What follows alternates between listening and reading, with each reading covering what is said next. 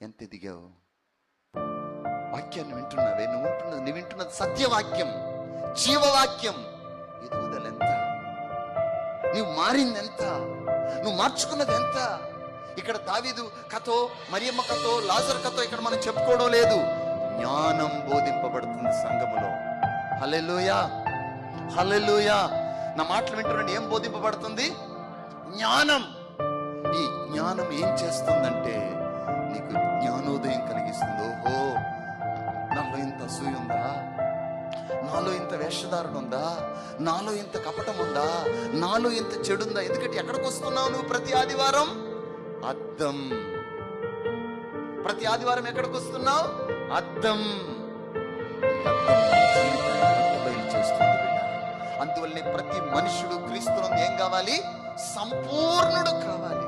సంపూర్ణుడు అంటే పడుకున్న బిడ్డ లేయాలి, లేసే బిడ్డ నడవాలి, నడిసే బిడ్డ లోకంలోకి వెళ్ళి ఎట్ట తిరిగి రావాలంటే జయించి తిరిగి